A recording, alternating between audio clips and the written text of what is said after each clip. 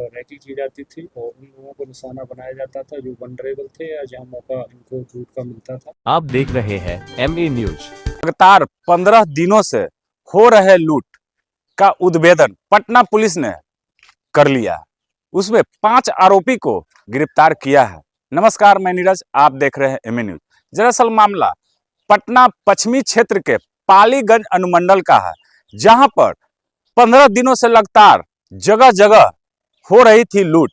इस मामले पर पटना पुलिस ने एसआईटी टीम गठित कर लुटेरों को पकड़ लिया है और उसके पास से 2 देसी पिस्टल, एक कट्टा और कई जिंदा कारतूस बरामद किया है। इस पूरे मामले पर सिटी एसपी पश्चिमी भानु प्रताप सिंह ने और क्या कुछ खुलासा किया है। थाना और पालीगंज अनुमंडल क्षेत्र के अंतर्गत विभिन्न जगहों पर पिछले 10 से 15 दिन के अंतर्गत कई लूट की घटनाओं को अंजाम दिया गया था और जिसमें कट्टा और पिस्टल जैसे हथियारों का उपयोग किया गया था। और इस पूरे क्षेत्र में जो गैंग लूट की घटनाओं को अंजाम दे रहा था उसके सभी अभियुक्तों की गिरफ्तारी कर ली गई है और जो भी सामान लूटा गया था सारा का सारा सामान इसमें बरामद कर लिया गया है। घटनाओं का विवरण और उसके संबंध में विस्तृत विवरणी इस तरह से है। पहला केस पिपलामा में हुआ था जिसमें प्राथमिकी संख्या 52/26 दर्ज की गई थी और 3 बाइक सवार अज्ञात अपराध कर्मियों द्वारा एक मोटरसाइकिल को उसमें पिस्टल दिखाकर लूटा गया था। दूसरा लूट का केस विक्रम थाना में हुआ था और इस संबंध में 146/26 प्राथमिकी दर्ज की गई थी। इसमें पेट्रोल पंप से लगभग 5,500 रुपये पिस्टल दिखाकर लूटे गए थे। पेट्रोल पंप का जो पेट्रोल भरता है उसमें उस बंदे से। इसी तरह तीसरी जो लूट की घटना हुई थी उसमें 104/24 केस पियरपुरा थाने में दर्ज किया गया था और इसमें 2 अज्ञात बाइक सवारों द्वारा पिस्टल दिखाकर 2 लाख रुपए और मोबाइल और बैंक से संबंधित कागजात लूटे गए थे। ये वास्तव में सीएसपी जो ग्राहक सेवा केंद्र होते हैं वहाँ से लूट की गई थी। इसी तरह चौथा मामला पालीगंज में लूट का हुआ था जिसमें 1.5 लाख रुपए लूटे गए थे और इस संदर्भ में पालीगंज में 104/26 केस दर्ज किया गया था। और चूंकि ये घटनाएं लगातार हो रही थी पिछले 15 दिन से, तो इसमें एक एसआईटी का गठन किया गया था जिसमें एसडीपीओ फुलवारी 2 और एसडीपीओ पालीगंज 1 और साथ ही साथ SHO Piplama, SHO Vikram, SHO Paliganj और एसएचओ पियरपुरा इसमें सम्मिलित थे। साथ ही साथ इसमें टेक्निकल टीम भी लगी हुई थी। कांड का सफलतापूर्वक उद्भेदन सभी कांडों का इसमें कर लिया गया है और इसमें जो इसका मुख्य मास्टरमाइंड है इस ग्रोह का आरव सिंह उर्फ चोखा, इसके द्वारा लगातार रैकी की जाती थी और उन लोगों को निशाना बनाया जाता था जो वनरेबल थे या जहाँ मौका इनको लूट का मिलता था। और इसमें अन्य इसके जो सहयोगी हैं रविशंकर उर्फ सिरधर उर्फ देव, इसकी भी गिरफ्तारी हुई है। ये दोनों ही पालीगंज के रहने वाले हैं।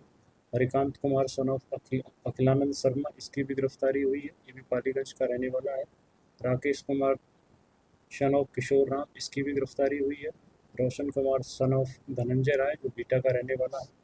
तो 5 जो इसमें गैंग मेंबर हैं इनकी गिरफ्तारी इसमें कर ली गई है और इनके पास से जो बरामद हुआ है 2 देसी पिस्टल, 1 देसी कट्टा, 1 मैगजीन, 16 जिंदा कारतूस, 3 खोखा और 2,02,630 रुपये का नगद राशि जो लूटी गई थी इनके द्वारा। और इसके अलावा जो लूटी गई बाइक थी वो भी रिकवर की गई है और एक अन्य बाइक जिससे रैकी की जाती थी और घटना को अंजाम भी दिया जाता था वो भी इसमें बरामद है। 4 मोबाइल फ़ोन है, 2 हेलमेट हैं और विभिन्न पासबुक हैं जिनकी संख्या 25 है। चेकबुक भी इसमें बरामद है और सीएसपी से जो कैश रजिस्टर इन्होंने लूटा था उसको भी रिकवर कर लिया गया है और इसमें लैपटॉप है, टैब है, लेदर डायरी, मोस्ट मशीन और सारी रिकवरी इसमें लगभग हो गई है और इनके खिलाफ सख्त कार्रवाई पुलिस के स्तर से की जाएगी। इस केस का आगे भी फॉलोअप लिया जाएगा, विशेषकर त्वरित विचारणा में इसको लगाया जाएगा और गिरोह पंजी में इन लोगों का नाम भी दर्ज किया कराया जाएगा। इनके गिरोह में कुल कितने लोग? इनके गिरोह में टोटल 5 लोग हैं। पाँचों के पाँचों अभियुक्तों की इसमें गिरफ्तारी हो गई है और इसका जो मास्टर माइंड है आरव सिंह चोखा है। अब इतना तो है ही, इसमें 4 घटनाएं तो उन्होंने लूट की अंजाम दी है, बाकी का हम लोग और भी देख रहे हैं और हालांकि अभी पटना में इनका नहीं मिला है लेकिन हो सकता है गढ़वाल और दूसरे जो निकटवर्ती जिले हैं उनमें इनके द्वारा किसी घटना को अंजाम दिया। लूट के दौरान ये लोग हत्या भी कर सकते हैं। लूट के दौरान इन्होंने हत्या नहीं की, ऐसा इन्होंने कोशिश इनके द्वारा नहीं की गई थी, क्योंकि इनका काम आसानी से हो रहा था। जैसे कोई भी व्यक्ति मिलता था उसको पिस्टल ये लोग दिखाते थे या कट्टा दिखाते थे और वो डर के सारा पैसा अपना सरेंडर कर देता था। लेकिन अगर व्यक्ति विशेष द्वारा इसमें विरोध किया जाता तो इसकी प्रबल संभावना थी कि इनके द्वारा गोली भी फायर कर दी जाती। जो लोग गिरफ्तार हुए सब स्थानीय थे या फिर किसी अदर स्टेट के भी थे? सारे लोग पालीगंज के हैं और कुछ भी, एक बंदा बीटा से भी है। और इसमें जो पिस्टल हैं वो बहुत आधुनिक पिस्टल हैं जो अच्छी कीमत में इन्होंने बाहर से खरीदी। कहाँ से खरीदे और कितने में खरीदे? इनकी लगभग एक पिस्टल इन्होंने 50,000 के आसपास रुपए में खरीदी है। पुलिस की इंटरोगेशन में पता चला जिन लोगों से इन्होंने खरीदी है उनके खिलाफ भी कार्रवाई की जाएगी। ये लोग लूट हाईवे पर भी करते थे क्या? हाँ, सड़क पर या जहाँ भी पेट्रोल पंप है या सीएसपी संचालक हैं या कोई व्यक्ति विशेष अगर जा रहा है, अगर वल्नरेबल है, इनको लग रहा है मौका है तो वहाँ भी लूट कर सकते हैं। सीएसपी संचालक से पहली बार लूट की वारदात हुई थी क्या पंजाब? हाँ, पहली बार एक ये है पियरपुरा थाने में जो ग्राहक सेवा केंद्र का संचालक है उससे। सीएसपी सेंटर वाले से आए दिन इस तरह की लूट की वारदात होते रहती है। ना, आए दिन तो नहीं होती है, उसमें कई चीज़ें हैं, कभी कभी घटना अंजाम हो रही है तो उसमें ये भी है कि जो कैश की जो उनकी स्वीकार सीमा है उससे ज़्यादा कैश उनको नहीं रखना चाहिए।